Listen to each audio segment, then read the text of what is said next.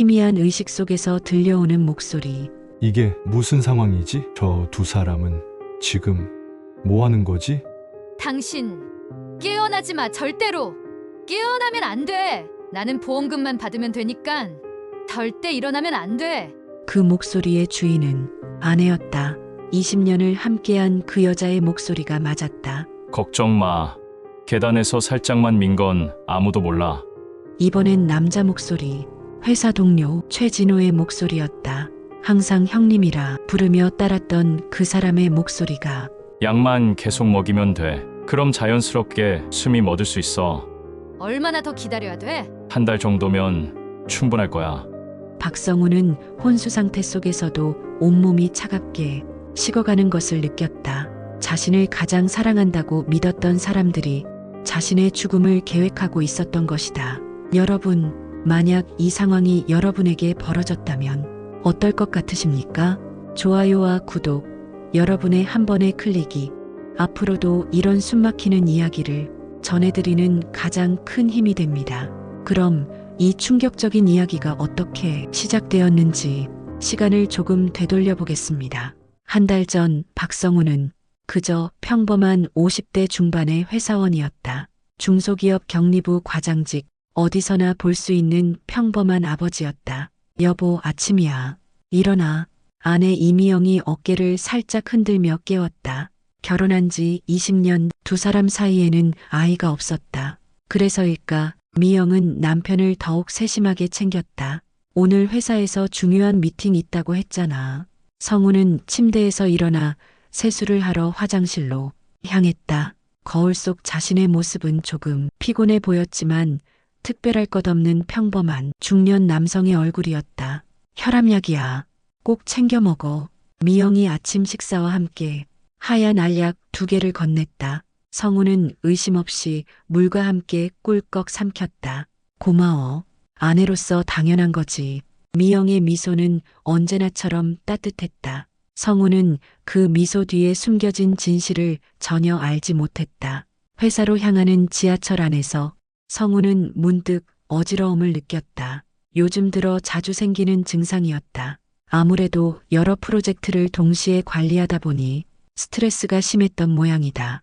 형님, 회사에 도착하자 최진호가 반갑게 인사했다. 성우보다 10살 이상 어렸지만 IT 업계 경력은 더 오래된 선배였다. 성우가 이 회사로 이직해 올 때 많은 도움을 준 고마운 사람이었다. 진호야, 안녕. 오늘 몸 상태 어때요? 어제보다 좀 나아졌어요? 응, 그럭저럭. 진호의 관심은 언제나 고마웠다. 하지만 성우는 알지 못했다. 진호가 자신의 컨디션을 확인하는 진짜 이유를. 약은 잘 챙겨 먹고 있죠? 응, 아내가 아침마다 챙겨줘서 다행이네요. 혈압약은 꾸준히 먹어야 하니까. 그 순간 성우의 시야가 흐려졌다. 갑작스러운 어지러움에 책상을 잡고 균형을 잡았다. 형님, 괜찮으세요? 응, 좀 어지러워서 병원에 가보시는 게 어때요? 아니야, 괜찮아. 약만 잘 먹으면 될 거야. 그날 오후 성우는 화장실에서 구토를 했다. 어지러움과 메스꺼움이 점점 심해지고 있었다. 이상했다. 혈압약을 먹기 시작한 후로 오히려 몸 상태가 나빠지고 있는 것 같았다. 형님, 약국에서 받아온 혈압약 맞죠? 진호가 다시 한번 물었다. 이미 오늘만 3번째였다. 응, 맞아. 왜? 자꾸 물어? 아니에요. 그냥 몸이 안 좋아 보여서. 진호의 눈빛에 뭔가 다른 감정이 스쳐 지나갔다. 걱정이라기보다는 확인하려는 듯한 시선이었다. 오후 회의 시간, 성우는 중요한 클라이언트와의 미팅을 준비하고 있었다. 하지만 집중이 되지 않았다. 머리가 멍하고 자꾸만 졸음이 쏟아졌다. 이사님, 괜찮으세요? 직원이 걱정스럽게 물었다. 성우는 평소 회의에서 날카로운 분석력으로 유명했는데 오늘은 영 딴판이었다. 미안, 좀 컨디션이. 그 순간 성우의 시야가 흐려졌다. 갑작스러운 현기증에 책상을 잡고 균형을 잡았다. 병원에 가보시는 게. 아니야, 괜찮아. 하지만 성우 자신도 알고 있었다. 뭔가 심각하게 잘못되고 있다는 것을. 집에 돌아가는 길 성우는 약국에 들렀다. 평소 다니던 곳이 아닌 집 근처의 다른 약국이었다. 혈압약 좀 보여드릴 수 있을까요? 성우가 아침에 먹은 약을 꺼내 보였다. 약사는 약을 자세히 살펴보더니 고개를 갸우뚱했다. 이거 혈압약이 맞나요? 네. 무슨 말씀이세요? 일반적인 혈압약과는 모양이 좀 다른데 어디서 받으셨어요? 성우의 가슴이 철렁 내려앉았다. 하지만 그는 애써 침착함을 유지했다. 아, 그냥 궁금해서 물어본 거예요. 감사합니다. 집에 돌아온 성우에게 미영이 저녁 식사와 함께 또다시 약을 건넸다. 여보, 약이라고 하면서 성우는 잠시 멈칫했다. 약사의 말이 머릿속을 맴돌았다. 하지만 아내를 의심한다는 것 자체가 말이 안 되는 일이었다. 20년을 함께 산 아내가 자신을 해칠 리는 없었다. 그는 또다시 의심을 억누르고 약을 삼켰다. 하지만 이번에는 뭔가 다른 느낌이 들었다. 약을 삼키는 순간 혀끝에서 느껴지는 쓴맛이 평소보다 강했다. 성우가 말했다. 이 약 맛이 좀 이상한 것 같다고. 미영의 대답은 자연스러웠다. 혈압약이 원래 쓰다고 말하면서 하지만 성우는 뭔가 어색함을 느꼈다. 아내가 자신의 눈을 똑바로 보지 않고 있었다. 그날 밤 성우는 유난히 깊은 잠에 빠졌다. 마치 의식을 잃은 것처럼 꿈속에서도 계속 누군가의 목소리가 들려왔다. 이제 곧 끝이라는 소리, 조금만 더 참으라는 소리가. 새벽 5시 성우는 갑작스럽게 잠에서 깼다. 목이 마르고 어지러웠다. 화장실에 가려고 침실을 나서는 순간이었다. 계단 위에서 누군가가 자신을 밀쳤다. 성우는 악하고 비명을 지르며 계단을 굴러떨어지며 의식을 잃었다. 그 마지막 순간 그는 분명히 보았다. 계단 위에 서 있던 그림자 2개를. 그리고 다음에 의식이 돌아왔을 때 그는 병실 침대에 누워 있었다. 혼수 상태에서 들려온 그 충격적인 대화와 함께 의식을 잃은 성우의 곁에서 울고 있는 아내, 구급차를 부르며 안절부절 못하는 동료, 그 모든 것이 완벽한 연출이었다는 사실을 그때는 아무도 알지 못했다. 하지만 성우는 알고 있었다. 자신이 들은 그 대화가 현실이라는 것을. 그리고 이제 그는 선택해야 했다. 죽음을 받아들일 것인가 아니면 성우가 다시 의식을 되찾은 것은 사흘 후였다. 병실 천장에 하얀 형광등이 눈에 들어왔다. 머리가 지끈거렸고 온몸이 욱신거렸다. 의사가 말했다. 계단에서 굴러떨어져 뇌진탕과 갈비뼈, 골절상을 입었다고. 다행히 생명에는 지장이 없다고 했다. 하지만 성우는 알고 있었다. 이것이 사고가 아니라는 것을. 미영이 병실을 지키고 있었다. 눈이 빨갛게 부어 있었고 남편이 깨어나자 눈물을 흘리며 안도했다. 그 모습이 너무나 자연스러워서 만약 성우가 그 대화를 듣지 못했다면 완전히 속았을 것이다. 미영은 걱정스럽게 물었다. 어떻게 계단에서 떨어졌는지 기억나냐고. 성우는 잠시 망설였다. 지금 당장 진실을 폭로할 수는 없었다. 아직 확실한 증거가 없었고 무엇보다 자신의 몸 상태가 좋지 않았다. 성우가 답했다. 잘 기억이 안 난다고. 화장실에 가려다가 어지러워서 넘어진 것 같다고. 미영은 다행히 큰 부상이 없어서 정말 다행이라며 안심했다. 진호도 병문안을 왔다. 과일 바구니를 들고 와서 형님이 깨어나서 정말 다행이라고 말했다. 그의 표정에서는 진심 어린 걱정을 읽을 수 있었다. 하지만 성우는 이제 알고 있었다. 그 모든 것이 연기라는 것을. 진호가 물었다. 혹시 계단에서 떨어지기 전에 누군가 본 사람이 있냐고. 너무나 자연스러운 질문이었지만 성우에게는 소름 끼치는 확인 작업으로 들렸다. 성우는 고개를 저었다. 아무것도 기억이 안 난다고 말했다. 진호는 안도하는 듯 보였다. 의사가 일주일 정도 입원해야 한다고 했다. 뇌진탕 후유증을 지켜봐야 한다면서. 미영은 그동안 병원에서 남편을 돌보겠다고 했다. 성우는 그럴 필요 없다고 말했지만 미영은 당연한 일이라며 고집했다. 그날 밤 성우는 혼자 생각에 잠겼다. 아내와 동료가 자신을 죽이려 한다는 사실을 어떻게 받아들여야 할까? 20년 동안 사랑했다고 믿었던 사람이 자신의 죽음으로 보험금을 받으려 한다는 현실이 너무나 비현실적이었다. 하지만 점점 퍼즐 조각들이 맞춰지기 시작했다. 최근 몇 달 동안 미영이 보험 이야기를 자주 꺼냈던 것, 진호가 유난히 자신의 건강을 걱정했던 것, 그리고 그 이상한 약들. 다음 날 아침 미영이 또다시 약을 가져왔다. 병원에서 처방받은 진통제라고 했다. 하지만 성우는 이제 의심스러웠다. 성우가 물었다. 이 약이 정말 병원에서 준 거냐고. 미영은 당연하다며 의사가 직접 처방해 준 거라고 답했다. 하지만 그녀의 눈빛이 미묘하게 흔들렸다. 성우는 약을 받았지만 먹지 않았다. 대신 미영이 보지 않을 때 휴지통에 버렸다. 그리고 그날부터 몸의 변화를 느끼기 시작했다. 머리가 맑아졌다. 어지러움이 줄어들었고 시야도 선명해졌다. 그제서야 성우는 깨달았다. 지난 몇 달 동안 자신이 얼마나 흐릿한 상태로 살아왔는지를. 사흘째 되던 날 성우는 중요한 발견을 했다. 미영이 잠시 자리를 비운 사이 그녀의 가방에서 이상한 약 봉지를 발견한 것이다. 하얀 알약들이 작은 비닐봉지에 담겨 있었는데 병원에서 주는 약과는 완전히 달랐다. 성우는 재빨리 약 몇 개를 따로 빼서 숨겼다. 나중에 정확히 조사해 볼 생각이었다. 그날 오후 진호가 다시 병문안을 왔다. 이번에는 혼자가 아니라 회사 동료들과 함께였다. 하지만 성우의 눈에는 진호의 행동 하나하나가 다르게 보였다. 진호가 슬쩍 물었다. 형님이 약은 잘 드시고 계시냐고, 아내가 잘 챙겨주고 있냐고. 그 질문에 숨겨진 의도를 이제는 알 수 있었다. 성우는 일부러 답했다. 약을 먹으니까 몸이 좋아지는 것 같다고.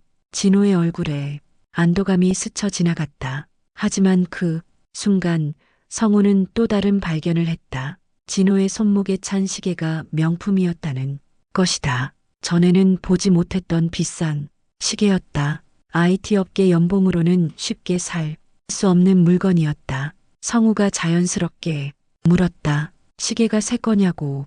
진호는 잠시 당황하는 듯 했다가 최근에 부모님이 선물해 주셨다고 둘러댔다. 하지만 성우는 알고 있었다. 진호의 부모님은 농사를 짓는 분들이라는 것을. 그날 저녁 미영이 또다시 약을 가져왔다. 성우는 받아들이는 척하면서 속으로 계획을 세웠다. 이제는 확실히 알아야 했다. 이 약이 정말 무엇인지를. 미영이 화장실에 간 사이 성우는 간병인에게 부탁했다. 이 약을 분석해달라고 아는 약사한테 가져가 달라고. 간병인은 의아해했지만 성우의 간절한 부탁에 응해주었다. 결과는 다음날 나왔다. 그 약은 혈압약이 아니었다. 강력한 수면제였고 장기간 복용할 경우 뇌 기능에 심각한 손상을 줄 수 있는 위험한 약물이었다. 성우는 모든 것을 이해했다. 그들의 계획이 단순히 자신을 죽이는 것이 아니라 서서히 의식을 잃게 만들어 자연사로 위장하려는 것이었다는 걸. 그리고 그 순간 성우 안에서 뭔가가 깨어났다. 오랫동안 잠들어 있던 무언가가 서서히 고개를 들기 시작했다. 아직은 희미했지만 분명히 존재하는 어떤 본능이. 성우는 거울을 보며 중얼거렸다. 이제 게임이 시작됐군. 하지만 아직은 때가 아니었다. 조금 더 기다려야 했다. 조금 더 증거를 모아야 했다. 그리고 무엇보다 그들이 자신을 완전히 방심하게 만들어야 했다. 자신이 여전히 아무것도 모르는 순진한 피해자라고 믿게 해야 했다. 하지만 성우는 더 이상 예전의 그가 아니었다. 오랫동안 잠들어 있던 무언가가 서서히 깨어나고 있었다. 그리고 그것은 곧 모든 것을 바꿔놓을 것이었다. 퇴원한 지 이틀 후 성우는 더 이상 가만히 있을 수 없었다. 자신의 생명이 달린 문제였고 무엇보다 진실을 알고 싶었다. 성우가 진호에게 전화를 걸어 오늘 저녁에 술 한잔 하자고 제안했다. 진호는 형님 몸은 괜찮냐며 너무 일찍 나온 거 아니냐고 걱정했다. 성우는 집에만 있으니까 답답하다고 답했고 8시에 평소 가던 곳에서 만나기로 했다. 성우는 일부러 늦는다고 말하고 전화를 끊었다. 그리고 진호가 먼저 도착할 술집 근처에서 기다렸다. 오후 7시 30분 진호가 나타났다. 하지만 그는 술집으로 바로 들어가지 않았다. 대신 근처 공중전화 부스로 향했다. 휴대폰이 있는데도 굳이 공중전화를 사용하는 모습이 이상했다. 성우는 멀리서 지켜봤다. 진호가 누군가와 급하게 통화하는 모습이었다. 상대방은 분명 미영인 것 같았다. 전화를 마친 진호가 술집으로 들어갔다. 성우는 잠시 후 나타나 자연스럽게 인사했다. 진호는 평소와 다름없이 행동했지만 성우는 뭔가 다른 느낌을 받았다. 술을 마시며 성우가 슬쩍 말했다. 요즘 미영이가 좀 이상하다면서 자꾸 약 챙겨 먹으라고 한다고. 진호는 그게 이상한 거냐며 아내가 남편 건강 챙기는 거 당연하다고 답했다. 반응이 너무 빨랐다. 마치 미리 준비된 답변 같았다. 그런데 말이야, 요즘 돈이 좀 필요해서 보험 해약하려고 하는데 어떻게 생각해? 성우가 던진 미끼였다. 진호의 표정이 순간 굳어졌다. 보험 해약이라니 갑자기 왜냐고 물으면서 필사적으로 말렸다. 그래도 보험은 혹시 모를 일이 있다면서 특히 형님 나이에는 더욱 그렇다고 강조했다. 그 모습에서 성우는 뭔가 이상함을 느꼈다. 집에 돌아온 성우는 미영에게도 같은 이야기를 꺼냈다. 보험 해약하려고 한다고 하자 미영이 설거지하던 손을 멈췄다. 갑자기 왜냐고 물으면서 당황감을 드러냈다. 미영은 보험은 해약하면 안 된다며 나중에 후회한다고 말했다. 특히 생명보험은 절대 해약하면 안 된다면서 혹시 모를 일이 있다고 강조했다. 무슨 일을 말하는 거야? 성우가 날카롭게 물었다. 미영이 잠시 말을 잃었다가 아니라며 그냥 사고나 병 같은 거라고 둘러댔다. 하지만 미영이 표정에서 성우는 다른 의미를 읽을 수 있었다. 그날 밤 성우는 미영이 잠든 사이 그녀의 휴대폰을 확인했다. 문자, 메시지는 모두 삭제되어 있었지만 통화 기록은 남아 있었다. 진호와의 통화가 평소보다 훨씬 빈번했다. 더 충격적인 것은 인터넷 검색 기록이었다. 생명보험, 보험금 지급, 수면제 부작용, 계단 낙상, 사망률 같은 검색어들이 있었다. 성우는 소름이 돋았다. 다음 날 진호가 먼저 연락해왔다. 형님, 오늘 점심 같이 드실래요? 좋아. 12시에 만나자. 점심자리에서 진호는 유난히 성우의 컨디션을 확인했다. 약은 잘 드세요? 병원에서 추가로 처방받은 거 없어요? 왜 그렇게 약에 관심이 많아? 성우가 직접적으로 물었다. 아니에요. 그냥 형님 건강이 걱정돼서. 성우는 요즘 진호가 돈이 많이 생겼냐며 시계도 바꾸고 옷도 좋은 걸 입는다고 지적했다. 진호의 얼굴이 굳어졌다. 별거 아니라고 하면서 혹시 부업이라도 하냐는 성우의 예리한 관찰에 진호는 더 이상 대화를 이어가려 하지 않았다. 하지만 성우는 확신했다. 진호가 뭔가 숨기고 있다는 것을.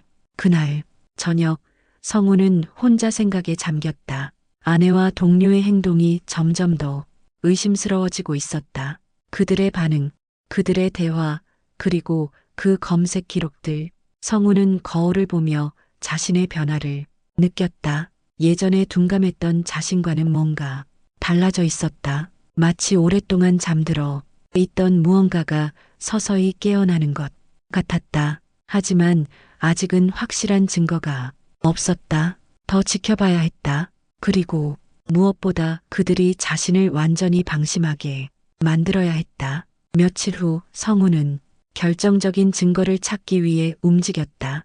그들의 행동이 점점 더 노골적으로 변하고 있었다. 이제는 확실히 알아야 했다. 오후 2시 성우는 회사를 일찍 나와 미영을 미행하기 시작했다. 평소 같으면 집에서 드라마를 보거나 장을 보는 시간이었다. 하지만 오늘 미영의 행동은 달랐다. 미영이 집을 나서며 주변을 두리번거렸다. 마치 누군가 지켜보고 있는지 확인하는 것 같았다. 그리고는 평소 다니지 않던 길로 향했다. 성우는 멀찍이 떨어져서 따라갔다. 예전에는 이런 미행 같은 것을 할 줄 몰랐을 텐데 지금은 자연스럽게 몸이 움직였다. 마치 오래전부터 해왔던 일처럼. 미영이 도착한 곳은 시내 중심가의 한 카페였다. 그리고 잠시 후 진호가 나타났다. 둘이 만나는 장면을 직접 목격하는 순간 성우의 가슴이 철렁 내려앉았다. 성우는 카페 맞은편 건물 그늘에 숨어서 지켜봤다. 둘의 대화는 들리지 않았지만 표정과 몸짓만으로도 충분히 알 수 있었다. 미영이 진호에게 작은 봉지를 건넸다. 진호는 그것을 받아 주머니에 넣었다. 그리고 미영의 손을 잡았다. 20년 결혼 생활에서 성우가 한 번도 본 적 없는 미영의 표정이었다. 달콤하고 애교 넘치는 모습. 저 여자가 정말 내 아내가 맞나? 성우는 중얼거렸다. 그동안 자신이 알고 있던 미영은 과연 누구였을까? 30분 정도 지나자 둘이 자리에서 일어났다. 하지만 함께 나가지는 않았다. 진호가 먼저 나가고 미영은 10분 정도 더 기다렸다가 나왔다. 철저하게 계산된 행동이었다. 성우는 미영이 집으로 돌아가는 것을 확인한 후 진호를 따라갔다. 진호는 곧바로 집으로 가지 않고 근처 약국으로 향했다. 약국 앞에서 성우는 망설였다. 너무 가까이 가면 들킬 위험이 있었다. 하지만 진호가 무엇을 하는지 확인해야 했다. 성우는 약국역 편의점으로 들어가 창가 자리에서 지켜봤다. 진호가 약사와 무언가 진지하게 대화하고 있었다. 그리고 돈을 건네며 작은 봉지를 받았다. 진호가 약국을 나오는 순간 성우는 재빨리 편의점을 나와 따라갔다. 하지만 진호는 갑자기 뒤를 돌아봤다. 형님? 성우의 심장이 쿵쾅거렸다. 들켰다. 진호야, 여기서 뭐해? 그냥 약 좀 사러. 형님은 왜 여기에? 나도 약국에 볼 일이 있어서. 둘 다 거짓말을 하고 있다는 것을 서로 알고 있었다. 어색한 침묵이 흘렀다. 그럼 먼저 가볼게요. 진호가 서둘러 자리를 떠났다. 성우는 그의 뒷모습을 바라보며 확신했다. 진호가 방금 산 것은 분명 평범한 약이 아니었다. 집으로 돌아가는 길에 성우는 자신만의 계획을 세웠다. 이제는 직접 확인해야 할 때였다. 더 이상 추측만으로는 안 되었다. 집에 도착하자 미영이 반갑게 맞았다. 여보, 일찍 왔네? 몸은 괜찮아? 응, 좀 일찍 끝나서. 미영의 연기는 여전히 완벽했다. 만약 성우가 오늘 본 것들이 없었다면 아무것도 의심하지 않았을 것이다. 약 시간이야. 저녁 먹기 전에 먹어야지. 미영이 언제나처럼 하얀 알약을 건넸다. 하지만 이번에는 뭔가 달랐다. 알약의 모양이 미묘하게 다른 것 같았다. 성우는 약을 받아들고는 화장실에 간다고 했다. 그리고 거울 앞에서 알약을 자세히 살펴봤다. 분명히 전에 먹던 것과 달랐다. 더 크고 색깔도 조금 다른 것 같았다. 성우는 알약을 휴지에 싸서 주머니에 넣었다. 그리고 화장실에서 물을 마시는 소리를 낸 후 나왔다. 다 먹었어? 미영이 확인했다. 응, 먹었어. 그날 밤 성우는 미영이 잠든 사이 조용히 일어났다. 그리고 미영의 가방을 뒤졌다. 안에는 성우가 예상했던 것들이 들어있었다.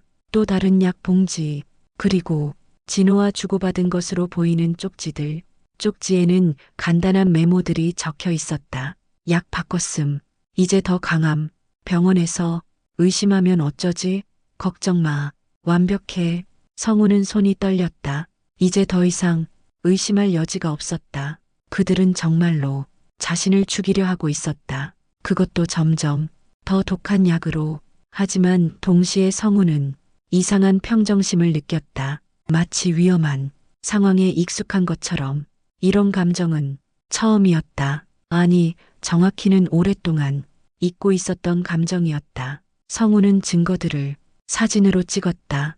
그리고 모든 것을 원래 자리에 되돌려 놓았다. 미영은 여전히 깊이 잠들어 있었다. 침대에 누워서 성우는 생각했다.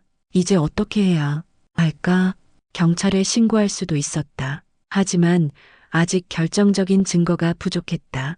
더 중요한 것은 성우 자신도 무엇을 원하는지 확실하지 않았다. 복수? 정해? 아니면 단순히 살아남는 거? 성우는 자신 안에서 뭔가 다른 것이 꿈틀거리는 것을 느꼈다. 평범한 회사원 박성우가 아닌 다른 누군가가 깨어나고 있었다. 그리고 그 순간 성우는 결심했다. 게임의 주도권을 가져올 때가 왔다고. 다음 날 아침 성우는 평소와 다름없이 행동했다.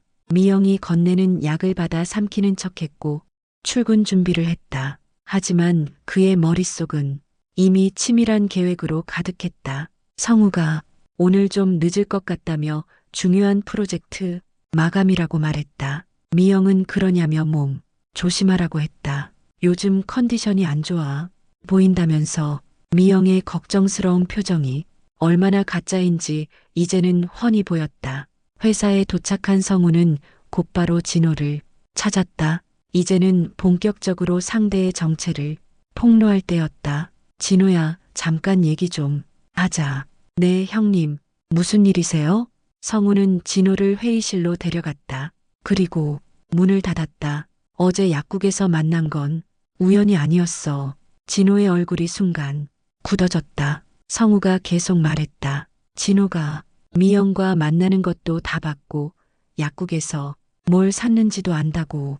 성우의 목소리는 차갑게 가라앉아 있었다. 평소에 온화한 성우와는 완전히 다른 사람 같았다. 진호가 그게 뭐냐며 변명하려 했지만 성우는 그만하라며 더 이상 거짓말하지 말라고 했다. 성우가 휴대폰을 꺼내 어제 찍은 사진들을 보여줬다. 미영과 진호가 카페에서 만나는 사진, 그리고 쪽지들의 사진까지.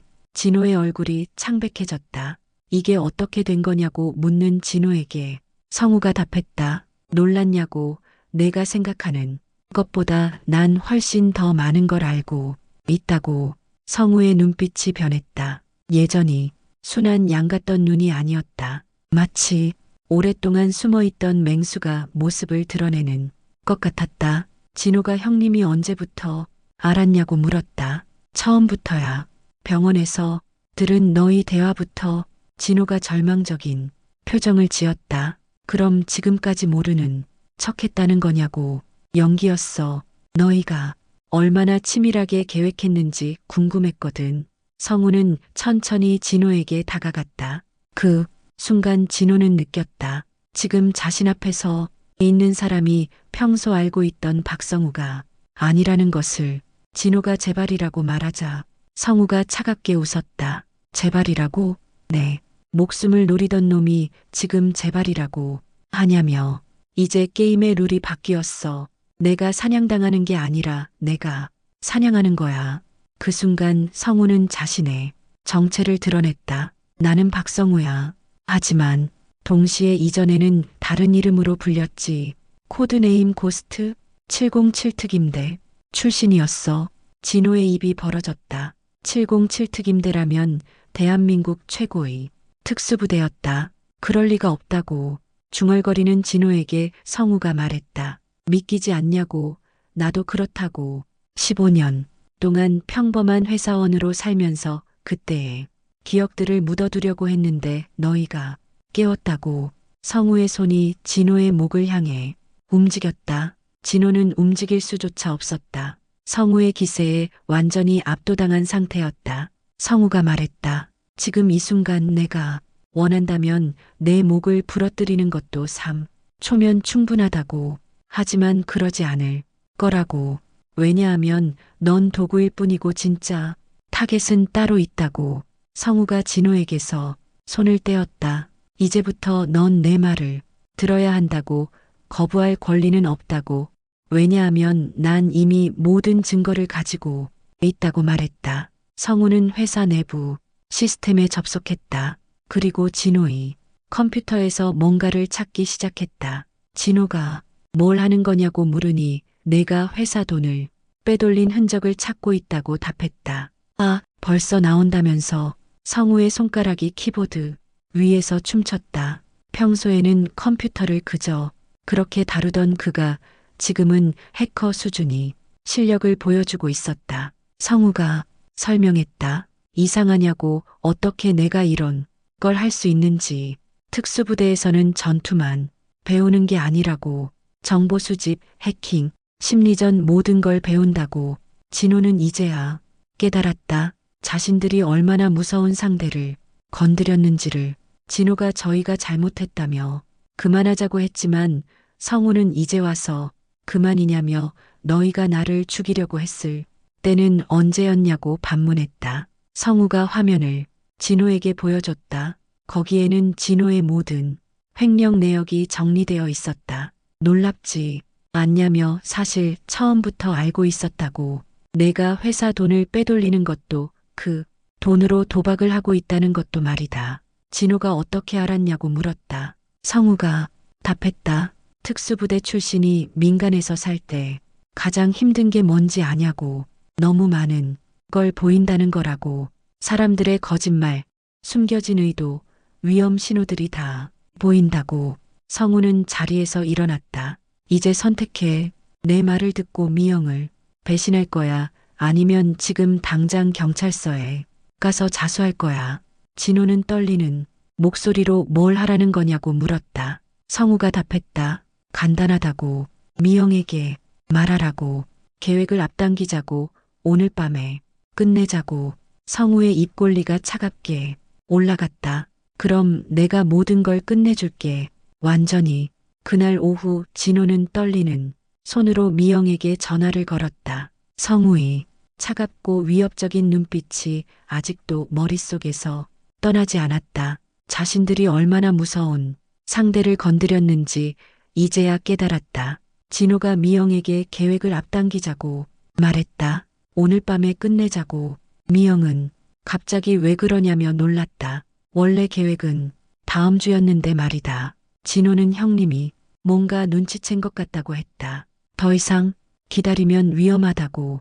미영도 최근 성우의 행동이 이상했다고 생각하고 있었다. 약을 먹는 척만 하고 실제로는 먹지 않는 것 같았고 자신을 보는 눈빛도 예전과 달랐다. 미영이 그럼 오늘 밤에 정말 끝낼 수 있겠냐고 물었다. 진호는 이번엔 확실한 방법으로 하겠다고 답했다. 진호는 성우가 시킨 대로 미영을 설득했다. 하지만 동시에 죄책감과 두려움에 떨고 있었다. 성우가 진짜 특수부대 출신이라면 자신들의 계획이 들통났다면.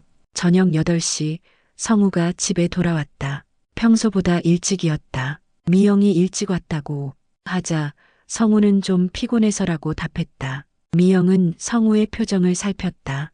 평소와 다름없어 보였지만 뭔가 다른 기운이 느껴졌다. 미영이 언제나처럼 하얀 알약을 건넸다. 하지만 이번에는 양이 평소보다 많았다. 3알이나 되었다. 오늘은 왜 이렇게 많아? 병원에서 좀 더 늘려서 먹으라고 했어. 혈압이 좀 높아졌다면서. 성우는 알약들을 받아들었다.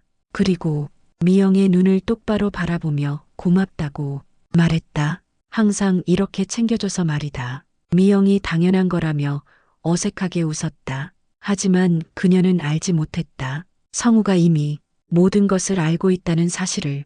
성우는 화장실에 간다며 자리를 떴다. 그리고 거울 앞에서 알약들을 휴지에 싸서 버렸다.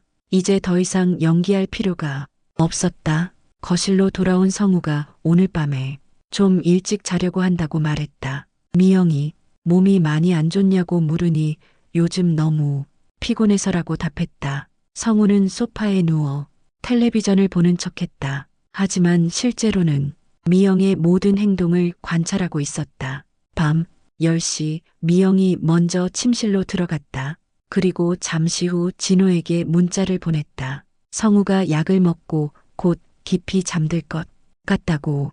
성우는 미영이 보낸 문자를 이미 알고 있었다. 미영의 휴대폰에 몰래 설치해둔 앱 때문이었다. 특수부대에서 배운 기술 중 하나였다. 밤 11시 성우는 침실로 들어가 침대에 누웠다.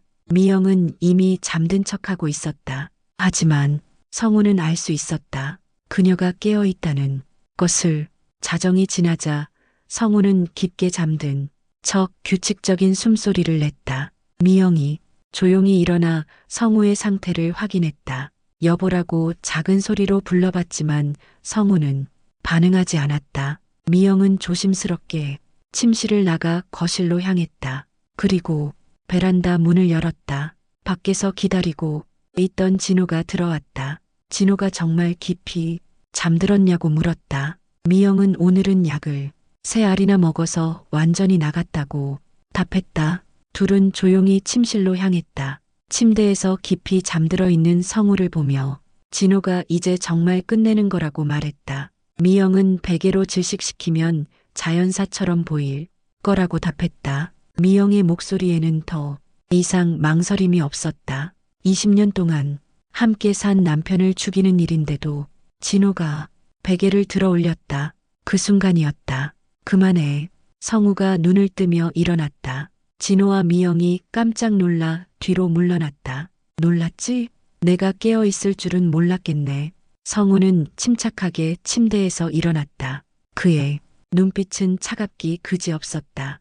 20년 동안 속았다고 말했다. 내가 나를 이렇게 생각하고 있었다는 걸 말이다. 미영이 여보 이건 뭐라며 변명하려 했지만 성우는 이제 와서 변명은 그만하라고 했다. 다 들었다고. 베개로 질식시켜서 자연사로 위장하겠다고 한 것도. 성우의 목소리는 얼음처럼 차가웠다. 미영과 진호는 완전히 얼어붙었다. 그 순간 성우가 움직였다. 순식간에 진호의 손목을 비틀어 베개를 떨어뜨렸다. 진호가 비명을 지르며 바닥에 쓰러졌다. 성우가 조용히 하라고 말했다. 이웃이 들을 거라고. 성우의 목소리는 무섭도록 평온했다. 이것이 바로 특수부대 출신의 진짜 모습이었다. 미영이 떨리는 목소리로 물었다. 당신 정말 누구야? 성우가 답했다. 나냐고. 내 남편이었던 박성우라고. 하지만 동시에 너희 같은 놈들을 처리하는 일이 전문이었던 사람이기도 하다고. 성우는 쓰러진 진호를 내려다보며 말했다. 이제 선택의 시간이야. 스스로 경찰서에 가서 자수할 거야. 아니면 내가 직접 처리할 거야. 진호는 바닥에 쓰러진 채 손목을 부여잡고 신음했다. 성우의 한 번의 움직임으로 완전히 무력화된 상태였다. 미영은 벽에 등을 기댄 채 남편을 바라봤다. 20년 동안 함께 살았던 그 사람이 맞는지 믿어지지 않았다. 성우는 진호를 내려다보며 차갑게 말했다. 이제 그만 일어나라고. 연극은 끝났다고. 진호가 떨리는 목소리로 형님이라고 불렀다. 성우는 그 호칭을 듣고 비웃었다. 지금 와서 형님이라고 부르냐고. 내 목숨을 노리던 놈이 말이다. 성우는 거실로 향하며 둘에게 따라오라고 했다. 미영과 진호는 어쩔 수 없이 뒤따랐다. 성우는 소파에 앉아 두 사람을 바라봤다. 자, 이제 진실 게임을 해보자. 성우의 목소리는 여전히 차가웠다. 언제부터였냐고 물었다. 언제부터 나를 죽이려고 계획한 거냐고. 미영이 입을 열었다. 그런 게 아니라고. 처음에는 정말 그런 생각이 없었다고. 하지만 성우는 거짓말하지 말라고 했다. 이미 모든 걸 알고 있다고. 성우가 휴대폰을 꺼내 미영의 검색 기록을 보여줬다. 생명보험 보험금, 지급 조건, 수면제의 치사량, 자연사로 위장하는 방법들이 가득했다. 이것도 우연이야? 미영의 얼굴이 창백해졌다. 성우는 계속해서 증거들을 제시했다. 진호와의 은밀한 만남, 수상한 약물, 구입, 그리고 둘 사이의 불륜까지. 성우가 아내를 바라보며 말했다. 놀라운 건 너희 둘 다 연기를 정말 잘했다고. 특히 너 미영이라고. 20년 동안 나를 속였으니까 사랑한다고 평생 함께하자고 말하면서 미영의 눈에서 눈물이 흘러내렸다. 하지만 성우는 더 이상 그 눈물에 속지 않았다. 진호가 떨리는 목소리로 말했다. 형님이 그렇게 무서운 사람인 줄 몰랐다고. 만약 알았다면 절대 이런 생각을 하지 않았을 거라고. 성우가 웃었다. 하지만 그 웃음에는 온기가 전혀 없었다. 무서운 사람이냐고 반문했다. 나는 그냥 평범하게 살고 싶었다고. 과거를 묻고 조용히 늙어가고 싶었다고. 성우는 자신의 과거를 조금씩 드러내기 시작했다. 707 특임대에서 10년간 복무했던 것, 수많은 위험한 임무를 수행했던 것, 그리고 그 과정에서 잃어버린 것들에 대해. 하지만 너희가 그 잠들어 있던 괴물을 깨웠다고 말했다. 미영이 용기를 내어 물었다. 그럼 이제 우리를 어떻게 할 거야? 성우는 잠시 침묵했다. 사실 그도 확실하지 않았다. 과거의 자신이라면 주저없이 제거했을 것이다. 하지만 지금의 그는 달랐다. 성우가 말했다. 두 가지 선택이 있다고. 첫 번째는 너희가 스스로 경찰서에 가서 모든 걸 자백하는 거라고. 살인 미수, 보험 사기, 그리고 진호 너는 횡령까지. 진호와 미영이 서로를 바라봤다. 성우가 잠시 멈췄다가 두 번째는 내가 직접 처리하는 거라고 말했다. 그럼 세상에서 깔끔하게 사라지게 될 거라고. 그 말에 두 사람이 동시에 떨기 시작했다. 성우의 눈빛에서 그것이 빈말이 아니라는 것을 알 수 있었다. 하지만 그 순간 성우는 깨달았다. 자신이 정말로 원하는 것이 무엇인지를. 복수? 아니었다. 그것은 과거의 자신이 원하던 것이었다. 성우는 천천히 일어났다. 하지만 난 더 이상 그런 사람이 아니라고 말했다. 미영과 진호가 의아한 표정으로 그를 바라봤다. 성우는 15년 동안 평범한 사람으로 살면서 배운 게 있다고 했다. 용서라는 것도 때로는 복수보다 강하다는 걸 말이다. 성우는 창문으로 다가가 밤하늘을 바라봤다. 하지만 용서한다고 해서 죄가 없어지는 건 아니라고 말했다. 성우가 다시 돌아서서 두 사람을 바라봤다. 내일 아침까지 시간을 준다고 했다. 스스로 결정하라고. 경찰서에 갈 건지 아니면 내가 결정하게 할 건지. 성우는 자신의 방으로 들어가며 마지막으로 말했다. 그리고 미영아, 이혼 서류는 내일 변호사 사무실에서 받을 수 있어. 이미 준비해뒀거든. 문이 닫히고 거실에는 절망에 빠진 두 사람만이 남았다. 그들은 이제야 깨달았다. 자신들이 얼마나 큰 실수를 했는지를. 다음 날 아침 성우는 평소보다 일찍 일어났다. 거실로 나가니 미영과 진호가 소파에 앉아 있었다. 밤새 잠을 못 잔 것 같았다. 두 사람의 눈은 빨갛게 부어 있었고 표정은 절망에 가득 차 있었다. 성우는 그들을 바라보며 물었다. 결정했어? 미영이 고개를 끄덕였다. 진호도 마찬가지였다. 두 사람 모두 체념한 표정이었다. 성우가 부엌으로 가서 커피를 내렸다. 평상시와 다름없는 모습이었다. 하지만 그 평온함이 오히려 더 무서워 보였다. 우리 경찰서에 가겠어요. 미영이 떨리는 목소리로 말했다. 그래, 현명한 선택이야.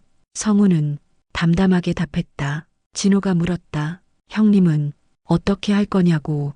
성우는 잠시 멈춰 서서 창밖을 바라봤다. 나는 새로운 시작을 할 거야. 성우의 목소리에는 더 이상 분노나 증오가 없었다. 오히려 해방감 같은 것이 느껴졌다. 미영이 조심스럽게 물었다. 혹시 자신들을 용서할 수 있냐고. 성우는 고개를 저었다.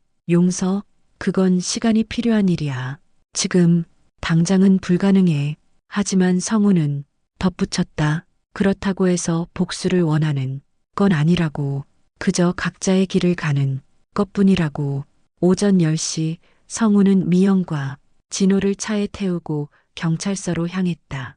가는 길 내내 아무도 말하지 않았다. 각자 자신의 생각에 잠겨 있었다. 경찰서 앞에 도착했을 때 미영이 마지막으로 말했다. 정말 미안해. 성우는 그녀를 바라봤다. 20년 동안 사랑했던 여자였다. 하지만 이제는 남이었다. 미안하다고 해서 달라지는 건 없어. 그냥 남은 인생이라도 제대로 살아. 미영과 진호가 경찰서 안으로 들어갔다. 성우는 차 안에서 그 모습을 지켜봤다. 이제 정말 모든 것이 끝났다. 성우는 휴대폰을 꺼내 회사에 사직서를 제출했다. 더 이상 예전의 삶으로 돌아갈 수는 없었다. 너무 많은 것이 변했다. 그리고 부동산에 전화를 걸어 집을 매물로 내놓았다. 이 집에는 너무 많은 거짓된 추억들이 서려 있었다. 일주일 후 성우는 모든 정리를 마쳤다. 미영과 진호는 각각 살인미수와 횡령 혐의로 기소되었다. 언론에서도 큰 관심을 보였지만 성우는 모든 인터뷰 요청을 거절했다. 성우는 작은 가방 하나만 들고 기차역으로 향했다. 어디로 갈지는 정하지 않았다. 그냥 멀리 새로운 곳으로 가고 싶었다. 기차를 기다리며 성우는 생각했다. 자신이 과연 올바른 선택을 한 것일까? 과거의 자신이라면 미영과 진호를 직접 처리했을 것이다. 하지만 지금이 선택이 더 나은 것 같았다. 복수는 복수를 낳을 뿐이다. 성우는 그 사실을 너무나 잘 알고 있었다. 특수부대에서 보낸 10년이 그것을 가르쳐 주었다. 기차가 들어왔다. 성우는 표를 확인했다. 부산행이었다. 바다가 보고 싶었다. 넓고 푸른 바다가. 기차에 오르며 성우는 마지막으로 휴대폰을 확인했다. 미영에게서 온 메시지가 있었다. 진심으로 미안해. 당신이 행복했으면 좋겠어. 성우는 그 메시지를 읽고 휴대폰을 끄고 창밖을 바라봤다. 달리는 기차 창으로 스쳐 지나가는 풍경들이 마치 자신의 과거를 상징하는 것 같았다. 이제 박성우도 고스트도 아닌 완전히 새로운 사람으로 살아갈 것이다. 이번에는 진짜로 평범하게 조용하게 기차는 계속 달렸다. 새로운 시작을 향해서. 그리고 성우는 깨달았다. 때로는 용서가 복수보다 더 큰 힘을 가진다는 것을. 미움보다는 사랑이, 분노보다는 평정이 더 강하다는 것을. 배신은 끝났지만 진짜 인생은 이제부터 시작이었다. 여러분, 배신과 충격의 강도에 대한 점수는 예상과 비슷했나요? 오늘의 이야기는 여기서 마치겠습니다. 늘 행복하세요.